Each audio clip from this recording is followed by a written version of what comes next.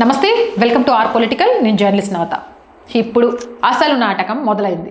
మోడీ ఖండించలేదు, విదేశాంగ వైఫల్యం, మౌనం అంటే మద్దతు, విపక్షాల ఆరోపణల హోరిది. కానీ ఒక్కసారి ఫ్లాష్ బ్యాక్ వెళ్దాం. ఖమేనీ ఎప్పుడైనా భారత్కి మద్దతుగా మాట్లాడా?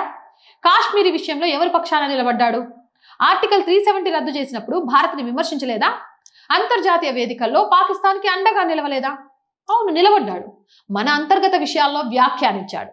సొంత సరిహద్దుల్లో షియాలకు పాక్ ఉగ్రవాదులు చంపుతున్నా భారత్ను ఇబ్బంది పెట్టడానికి అదే పాక్ వత్తాసు పలికాడు.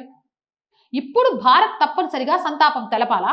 ఎందుకు తెలపాలి? ఇరాన్ పై సంవత్సరాలుగా ఆరోపణలున్నాయి. మధ్యప్రాచ్యంలో కార్యకలాపాలు నిర్వహించే సాయుధ గుంపులకు మద్దతిస్తోందని. హమాస్, హిజ్బుల్లా, హౌతీల వంటి గుంపుల విషయంలో అంతర్జాతీయ స్థాయిలో తీవ్ర విమర్శలు వినిపించాయి. అక్టోబర్ 7న ఇజ్రాయెల్పై జరిగిన దాడులను సైతం సమర్థించిన వ్యవస్థకు నాయకత్వం వహించిన వ్యక్తి మరణంపై ఒక ప్రజాస్వామ్య దేశం ఎలా స్పందించాలి?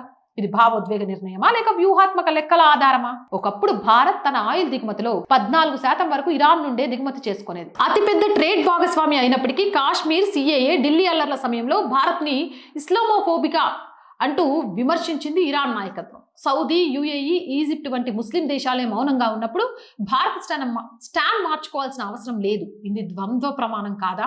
ఇజ్రాయెల్తో భారత్కి కీలక రక్షణ భాగస్వామ్యం ఉంది. 1971లో అమెరికాను ఎదిరించి మరీ కార్గిల్ సమయంలో కీలక ఇంటెలిజెన్స్తో ఇజ్రాయెల్ భారత్కి సహాయం చేసింది. యుఏఈతో భారీ వాణిజ్య సంబంధాలున్నాయి. దుబాయ్పై దాడుల సమయంలో భారత్ ఎస్కలేషన్ వద్దని చెప్పింది, ఎందుకంటే అక్కడ భారతీయ ప్రయోజనాలు ఉన్నాయి. ఐఎంఈసి కారిడార్ వంటి భారీ ఆర్థిక ప్రయోజనాలు ఉన్నప్పుడు ప్రాంతీయ అస్థిరతకు కారణమయ్యే శక్తులకు భారత్ అండగా ఉండదు.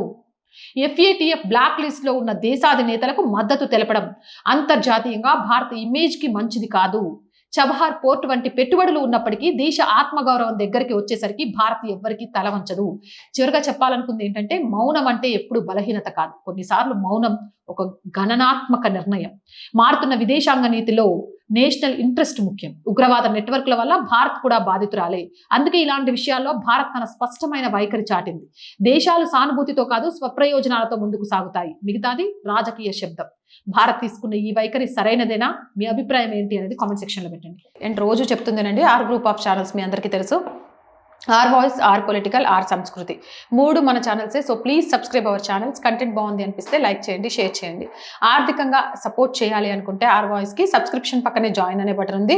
1 to 5 లెవెల్స్ ఉన్నాయి, ఏదో ఒక లెవెల్లో సపోర్ట్ చేయండి. లేదా స్క్రీన్ మీద గూగుల్ పే, ఫోన్ పేతో పాటు అకౌంట్ డీటెయిల్స్ ఉన్నాయి, మీకు తోచిన సహాయాన్ని అందించవచ్చు. వ్యాపార ప్రకటనల కోసం 8328500576 నెంబర్ని సంప్రదించండి. జై హింద్, జై భారత్.